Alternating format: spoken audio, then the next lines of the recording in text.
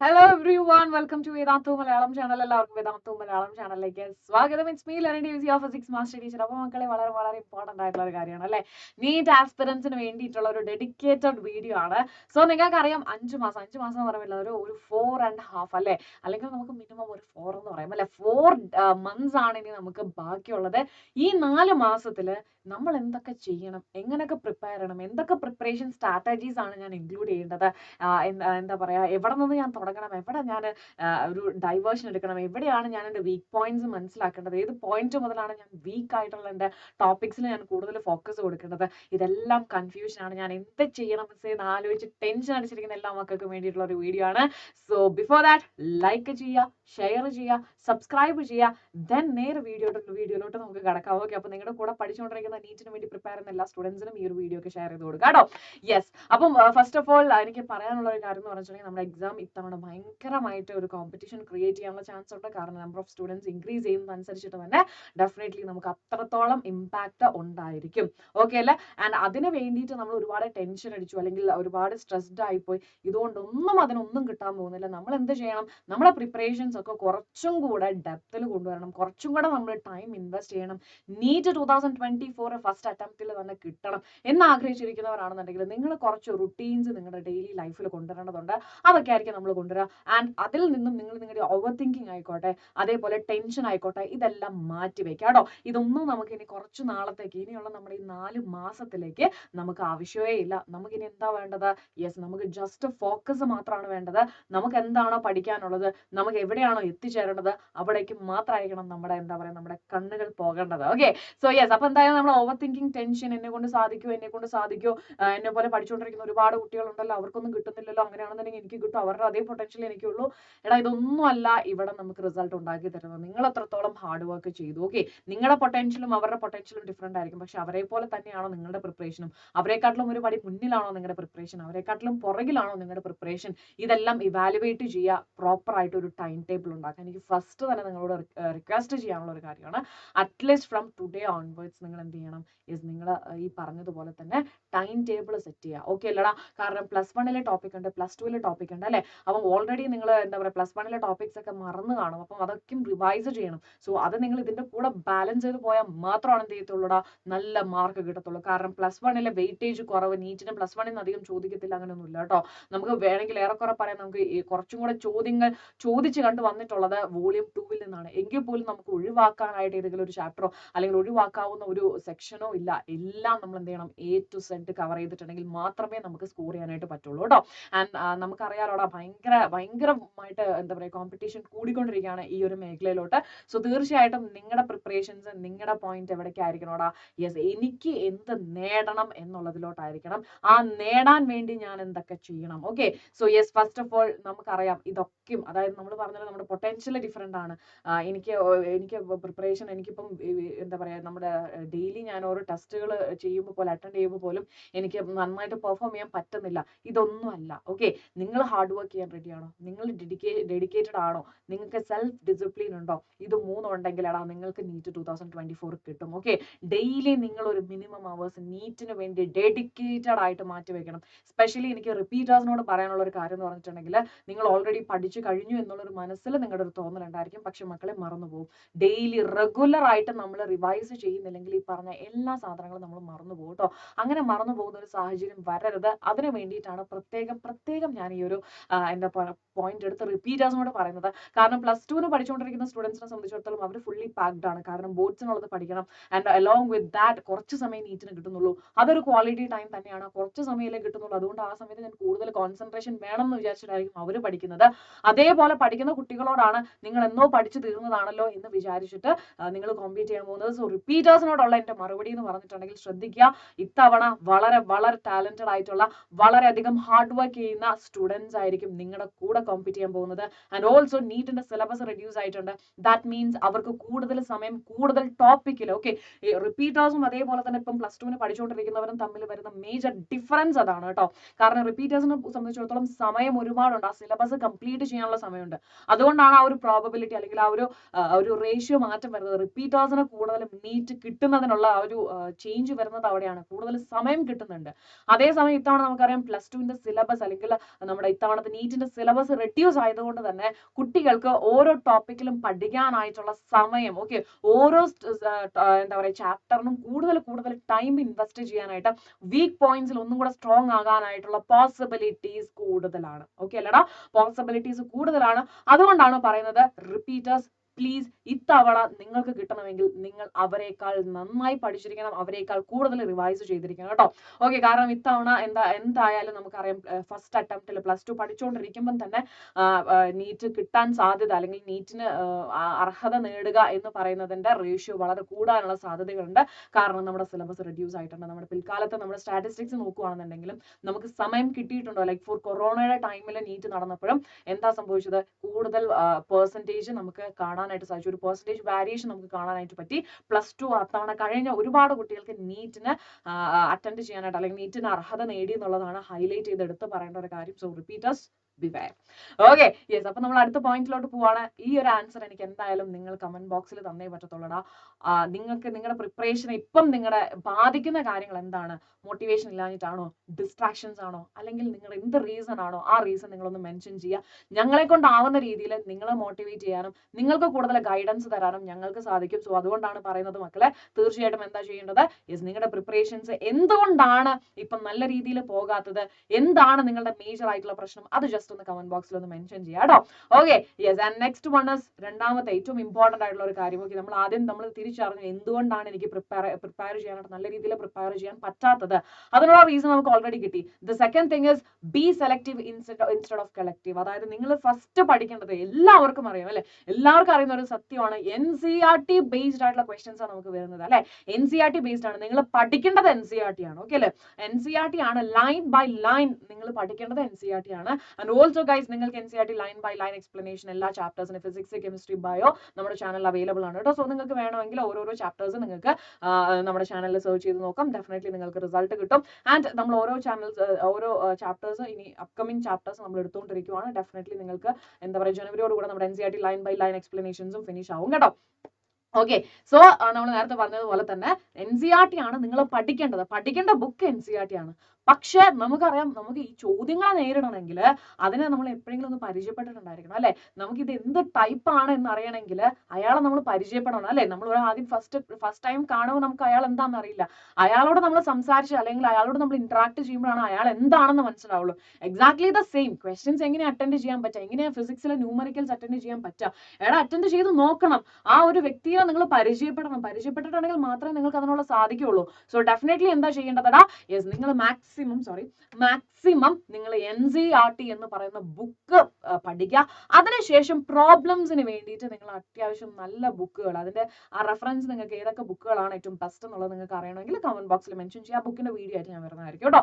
So yes, അപ്പം നമ്മൾ നേരത്തെ പറഞ്ഞ പോലെ തന്നെ നമ്മൾ വളരെ സെലക്റ്റീവ് ആയിട്ട് ഒരു ബുക്ക് ചൂസ് ചെയ്യുക. ഓക്കെ അല്ലെ, എലോങ് വിത്ത് NCERT. ഫിസിക്സ് ആണെങ്കിൽ ഫിസിക്സിന് ഏറ്റവും നല്ല പ്രോബ്ലംസ്, നിങ്ങളുടെ റേഞ്ച് എന്താണോ, നിങ്ങളുടെ പൊട്ടൻഷ്യൽ എന്താണോ, നിങ്ങൾക്ക് നേരെ എന്താ പറയുക അഡ്വാൻസ്ഡ് ലെവൽ ക്വസ്റ്റ്യൻസും ബാക്കിയൊക്കെ ഓൾറെഡി ഞാൻ സോൾവ്ഡ് ആണ്, എനിക്ക് അതിൽ പ്രശ്നമില്ല എങ്കിൽ എനിക്ക് അഡ്വാൻസ്ഡ് ലെവൽ ക്വസ്റ്റ്യൻസ് മാത്രമാണ് വേണ്ടത് എങ്കിൽ തീർച്ചയായിട്ടും നിങ്ങൾ എന്താ ചെയ്യേണ്ടത്, യെസ് അഫ്കോഴ്സ് അതിന് വേണ്ടിയിട്ടുള്ള ഒരു ബുക്ക് ചൂസ് ചെയ്യാം. ഓക്കെ അല്ലെ, ആൻഡ് നിങ്ങളുടെ പൊട്ടൻഷ്യൽ നിങ്ങൾ എന്താണെന്നുള്ളത് മനസ്സിലാക്കിയിട്ട് ബുക്ക് ചൂസ് ചെയ്യുക. നിങ്ങൾക്ക് കണ്ടന്റ് വേണോ, അല്ലെങ്കിൽ നിങ്ങൾക്ക് റിവിഷൻ നോട്ട്സ് വേണോ, നിങ്ങൾക്ക് പ്രോബ്ലംസ് മാത്രം മതിയോ, എന്താണ് നിങ്ങളുടെ റിക്വയർമെന്റ്, ആ റിക്വയർമെന്റിനനുസരിച്ചുള്ള ഒരു ബുക്ക് നിങ്ങൾ ചൂസ് ചെയ്യാനായിട്ട് ശ്രദ്ധിക്കുക. ആൻഡ് ആ ഒരു ബുക്ക് പഠിച്ചു കഴിഞ്ഞ് എന്താ പറയാ, ആ ബുക്കും എല്ലാ പ്രോബ്ലംസും ചെയ്ത് എല്ലാ ചോദ്യത്തിലും കോൺഫിഡന്റ് ആയ, ഒരു പ്രോബ്ലം ചെയ്തു എന്ന് പറയുന്നതിൽ അർത്ഥമില്ല കേട്ടോ. ആ പ്രോബ്ലം എന്ന് ചോദിച്ചാലും നിങ്ങൾക്ക് ചെയ്യാൻ കിട്ടണം. ഓക്കെ അല്ലെ, നിങ്ങൾ മേ ബി ആ ഒരു ടൈപ്പ് ഓഫ് പ്രോബ്ലംസ് ഒരു മാസം നിങ്ങൾ ചെയ്തില്ല, ആ ഒരു മാസം കഴിഞ്ഞിട്ട് പിന്നെ നിങ്ങൾ ചെയ്യുമ്പോഴും നിങ്ങൾക്ക് അതേ ചോദ്യം ചെയ്യാൻ പറ്റുന്നുണ്ടോ, 2 മാസം കഴിയുമ്പോൾ ആ സെയിം ടൈപ്പ് ഓഫ് ക്വസ്റ്റ്യൻ നിങ്ങൾക്ക് ചെയ്യാൻ പറ്റുന്നുണ്ടോ, അവിടെയാണ് കേട്ടോ നിങ്ങളുടെ സക്സസ് എന്ന് പറയുന്നത്. സോ ഡെഫിനറ്റ്ലി നിങ്ങൾ എന്ത് ചെയ്യണോടാ, ഇസ് മൾട്ടിപ്പിൾ ടൈംസ് ആ പ്രോബ്ലംസ് ചെയ്തിട്ട് വൺസ് കോൺഫിഡന്റ് ആയി, അതായത് ഇനി എനിക്ക് ഇന്ന് ഈ ഒരു ചോദ്യം ചോദിച്ചാലും കിട്ടും എന്നുള്ള പാകത്തിന് അത്രത്തോളം പ്രിപ്പറേഷൻസ് നിങ്ങളുടെ പ്രോബ്ലം ലെവൽ ന്യൂമറിക്കൽ ടൈപ്പിൽ നിങ്ങൾക്ക് ചെയ്തിട്ടുണ്ടായിരിക്കണം. അപ്ലിക്കേഷൻ ലെവൽ ക്വസ്റ്റ്യൻസിൽ നിങ്ങൾ ആ ഒരു മികവ് തെളിയിച്ചിരിക്കണം. സോ അങ്ങനെ ആ ഒരു സ്റ്റെപ്പും കൂടെ കഴിഞ്ഞാൽ മാത്രമേ നിങ്ങൾ അടുത്തൊരു ബുക്കിലോട്ട് പോകാൻ പാടുള്ളൂ. അല്ലാതെ റാൻഡംലി ഒരുപാട് ബുക്കുകൾ എടുത്ത് വെച്ചിട്ട് ഡെഫിനറ്റ്ലി അത് ബെനിഫിറ്റ് ആണ്, പക്ഷെ നമ്മൾ ഡൈവേർട്ട് ആയി പോകും. ഓക്കെ അല്ലെ, കാരണം നമുക്ക് ഒരേ ആൻസർ പക്ഷെ അതിന് ഡിഫറെന്റ് ടൈപ്സ് ഓഫ് ക്വസ്റ്റ്യൻസ് വരാം. ഓക്കെ അല്ലെ, വെറൈറ്റി ഓഫ് ക്വസ്റ്റ്യൻസ് വരാം, സെയിം ആൻസറിലോട്ട് വരാം. സോ ഡെഫിനറ്റ്ലി അവിടെ എന്താണ്, അവിടെ നമുക്ക് ഒരുപാട് പോസിബിലിറ്റീസ് വരുന്നുണ്ട്. ഓക്കെ അല്ലെ, അത് ദാറ്റ് ഇസ് ട്രൂ. പക്ഷേ അലോങ് വിത്ത് ദാറ്റ് നമ്മൾ ഡൈവേർട്ട് ആവാൻ പാടില്ല. വൺസ് നമ്മളിത് ഫിനിഷ് ചെയ്തിട്ട് നിങ്ങൾ അടുത്ത ബുക്കിലോട്ട് പോകും, ഒരു കുഴപ്പമില്ല. നിങ്ങൾക്ക് 4 മാസമുണ്ട്. ആ 4 മാസത്തിൽ നിങ്ങൾ ഒരു റൗണ്ട് എല്ലാ ടോപ്പിക്സും കവർ ചെയ്തിട്ടുള്ളതാണ് അല്ലെ. നിങ്ങൾ +1 എക്സാം എഴുതിയ കുട്ടികളാണ്. +2 ഓൾമോസ്റ്റ് നിങ്ങളുടെ ഒരു 75% സിലബസ് നിങ്ങൾ ഓൾറെഡി ഇപ്പം ഈ ക്രിസ്മസ് എക്സാമിന് എടുത്തിട്ടുണ്ട്. റിപ്പീറ്റേഴ്സിനെ സംബന്ധിച്ചിടത്തോളം they don't have to worry. അവർ +1 +2 അഗെയിൻ ആൻഡ് അഗെയിൻ റിവൈസ് ചെയ്തുകൊണ്ടിരിക്കുകയാണ് അല്ലെ. സോ ഡെഫിനറ്റ്ലി എന്ത് ചെയ്യണം, ഈ റിവിഷൻ നടക്കുന്നതിന്റെ ഒപ്പം തന്നെ എന്ത് ചെയ്യണം, maximum number of questions practice ചെയ്യണം. വൺസ് ആ ക്വസ്റ്റ്യൻസ് എന്താണെന്ന് തിരിച്ചറിഞ്ഞാൽ മാത്രമാണ് പിന്നെ നിങ്ങൾക്ക് അയാളെ നേരിടാനായിട്ട് പറ്റത്തുള്ളൂ കേട്ടോ. അത് നിങ്ങളുടെ മനസ്സിലുണ്ടായിരിക്കണം. ഇനി stick to the prescribed syllabus. Okay, ഭയങ്കര ഒരു ഓവർ സ്മാർട്ട് കളിക്കാതെ ആകെ ഇത് ഞാൻ മറ്റൊക്കെ പഠിച്ചു കഴിഞ്ഞാൽ എനിക്കിത് മാത്രമേ ഉള്ളൂ എന്നാണോ നിങ്ങൾ ഇതിലൊക്കെ അത്രയും 100% കോൺഫിഡന്റ് ആവുന്നത്, ദെൻ നിങ്ങൾ ഡിലീറ്റഡ് ടോപ്പിക്സിലോട്ട് പോകും, കുഴപ്പമില്ല. വൺസ് നിങ്ങൾ ഇപ്പം ബിഗിനേഴ്സ് ആണ്, ഓക്കെ, എനിക്ക് എന്തായാലും തീരും എന്നുള്ള ഒരു ഓവർ സ്മാർട്ടോട് കൂടെ നിങ്ങൾ സിലബസിനെ ചൂസ് ചെയ്യരുത്. എന്താണോ നമ്മുടെ എക്സാക്ട്ലി സിലബസ്, അത് നമുക്ക് ഒഫീഷ്യൽ സൈറ്റിൽ പോയാൽ കിട്ടും. ആ സിലബസിലൂടെ നിങ്ങൾ പ്രിപ്പറേഷൻ മുന്നോട്ട് കൊണ്ടുപോകാം കേട്ടോ. ആ സിലബസ് ആയിരിക്കണം നിങ്ങളുടെ എന്താ പറയാ, നിങ്ങളുടെ നട്ടെല്ലെന്ന് പറയുന്നത്. അതിൽ നിന്ന് വേണം നിങ്ങൾ എന്ത് ചെയ്യാനായിട്ട്, ഓരോ ടോപ്പിക്സും ചൂസ് ചെയ്ത് പഠിക്കാനായിട്ട്. വൺസ് ഇതെല്ലാം കഴിഞ്ഞ് ഞാൻ പറഞ്ഞാൽ 100% കോൺഫിഡൻസ്, ഇനി എനിക്ക് ഇതിലൊന്നും പഠിക്കാനില്ല എന്നുള്ളൊരു സ്റ്റേജ് വരുമ്പോൾ ഡെഫിനറ്റ്ലി നിങ്ങൾ ഡിലീറ്റഡ് ടോപ്പിക്സിലോട്ട് പോകും. അല്ലെങ്കിൽ സോ ഫാർ നിങ്ങൾ അത് ഇഗ്നോർ ചെയ്യുക. കാരണം മാക്സിമം നമുക്ക് ക്വസ്റ്റ്യൻസ് പ്രാക്ടീസ് ചെയ്ത് നമുക്ക് കോൺഫിഡൻസ് ലെവൽ ബൂസ്റ്റ് ചെയ്യേണ്ടതുണ്ട്. ആ സമയത്ത് നമ്മൾ ഡിലീറ്റഡ് ടോപ്പിക്സ് നമുക്ക് വരില്ല എന്ന് ഉറപ്പുള്ള സാധനത്തിലോട്ട് കോൺസെൻട്രേഷൻ കൊടുക്കുകയും ചെയ്യരുത്. സോ അത് വളരെ ഇമ്പോർട്ടന്റ് ആയിട്ടുള്ള ഒരു കാര്യമാണ് കേട്ടോ. ഇനി അടുത്തത് നമുക്കറിയാം, ചിലപ്പോൾ നമ്മൾ എന്താ പറയുക, നമ്മൾ ഒരു 5 ചാപ്റ്റർ പഠിച്ചു, ഒരു ടെസ്റ്റ് നമ്മൾ അറ്റൻഡ് ചെയ്തു, മേ ബി നമുക്ക് അത്യാവശ്യം നല്ല രീതിയിൽ മാർക്ക് കുറഞ്ഞിട്ടുണ്ടായിരിക്കും, നമുക്ക് ഒട്ടും അറ്റൻഡ് ചെയ്യാൻ പറ്റിയില്ല. അതിലൊന്നും ഒരിക്കലും ഡിസ്കറേജ് വരരുത്, അല്ലെങ്കിൽ അതിലൊന്നും ഒട്ടും നിങ്ങളുടെ ഒരു കോൺഫിഡൻസ് ലെവലിന്റെ ഒരു 1% പോലും കുറയരുത്. കാരണം ദാറ്റ് ഇസ് ക്വൈറ്റ് നാച്ചുറൽ.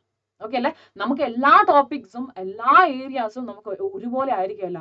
ചിലത് നമ്മൾ ഒന്നുകൂടെ പഠിച്ചാൽ മാത്രമാണ് നമുക്ക് അവിടെ എന്ത് ചെയ്യാൻ പറ്റത്തുള്ളൂ, പ്രോ ആവാനായിട്ട് പറ്റത്തുള്ളൂ. സോ ഡെഫിനറ്റ്ലി എന്ത് ചെയ്യണം, യെസ്, നിങ്ങൾ ആദ്യം തന്നെ നിങ്ങളുടെ മൈൻഡിൽ ഫിക്സ് ചെയ്യുക, ഇതൊക്കെ നോർമൽ ആയിട്ടുള്ള പ്രോസസ്സാണ്, ഇതൊക്കെ നോർമലാണ്. എനിക്കൊരു ടെസ്റ്റ് ഞാൻ എഴുതി, എനിക്ക് അതിൽ വിചാരിച്ച പ്രതീക്ഷ അത്ര പെർഫോം ചെയ്യാൻ പറ്റിയില്ല, that is natural thing. Okay, അത് ഉണ്ടാകണം. ഉണ്ടായില്ലെങ്കിൽ നമ്മൾ എന്താ പറയാ, നമ്മൾ കൂടുതൽ പഠിക്കാൻ നമുക്ക് ചാൻസ് കിട്ടുന്നില്ല. ഇവിടെ നമ്മളൊരു മിസ്റ്റേക്ക് വരുത്തി കഴിഞ്ഞാൽ ആ മിസ്റ്റേക്ക് എന്തുകൊണ്ട് വന്നു എന്ന് നമ്മൾ അന്വേഷിക്കത്തുള്ളൂ അല്ലെ. സോ ഡെഫിനറ്റ്ലി എന്ത് ചെയ്യണോടാ, യെസ്, നമുക്കൊരു ക്ലാരിറ്റി വേണം, ഇതൊക്കെ സ്വാഭാവികമാണ്, ഇതൊക്കെ എന്റെ പ്രിപ്പറേഷൻ ടൈമിൽ ഉണ്ടാകും.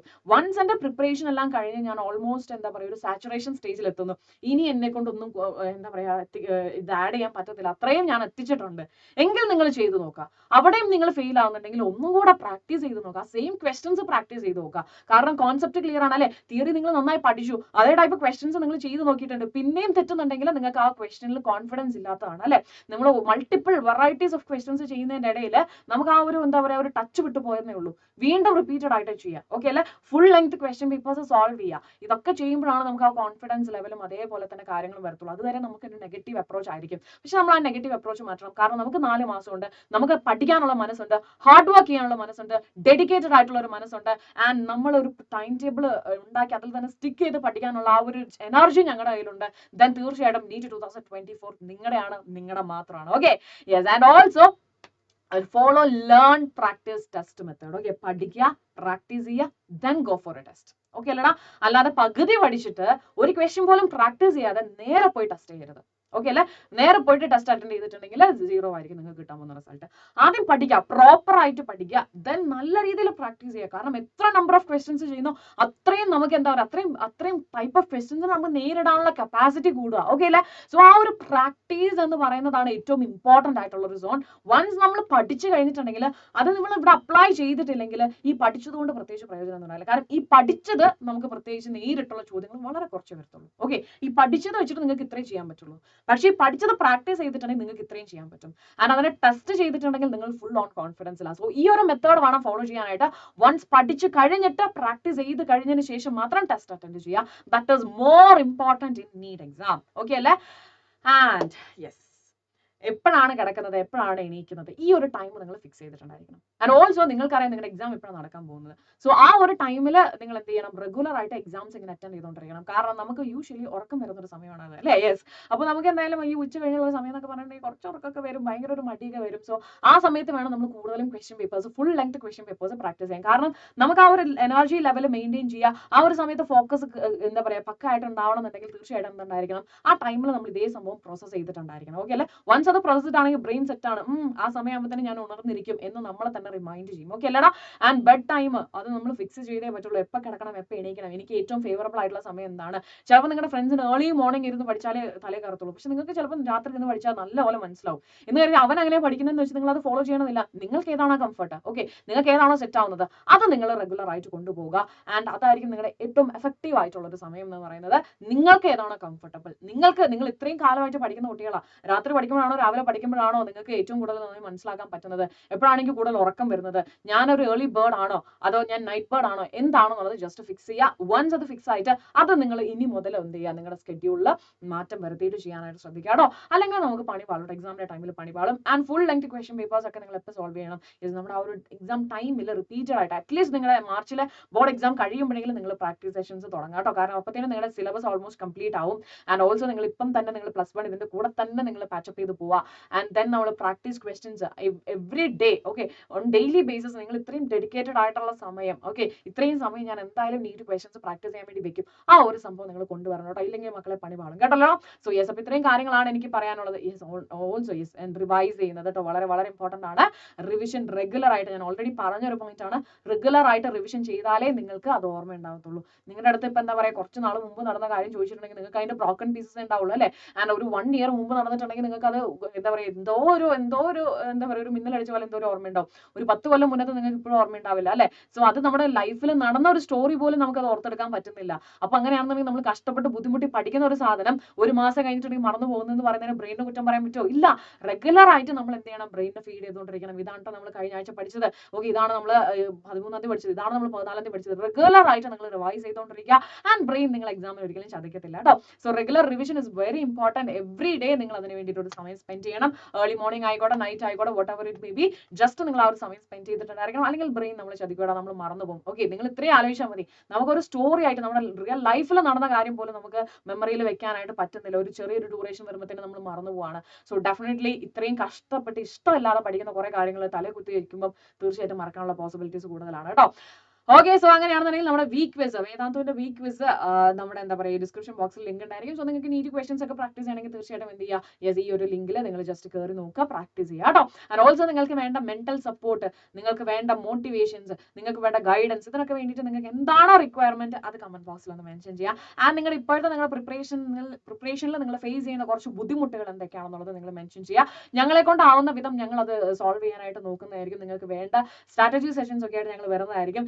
ഓൾസോ മക്കളെ ടെലഗ്രാമിൽ ഞങ്ങൾ ലൈവ് വരുന്നതായിരിക്കും കേട്ടോ. സോ നിങ്ങൾക്ക് ആ സമയത്ത് നിങ്ങളുടെ ഡൗട്ട്സും നിങ്ങൾക്ക് നീറ്റിനെ കുറിച്ചിട്ട് എന്തൊക്കെ അറിയണം ഇതൊക്കെ നിങ്ങൾക്ക് ചോദിക്കാനായിട്ട് പറ്റും. ഞങ്ങൾ അതിന് മറുപടി പറയുന്നതായിരിക്കും. സോ ടെലഗ്രാമിൽ ഇതുവരെയും ജോയിൻ ചെയ്തില്ലെങ്കിൽ ജോയിൻ ചെയ്യുക. Stay tuned to Vedantu Malayalam channel for more videos and updates. Thank you so much.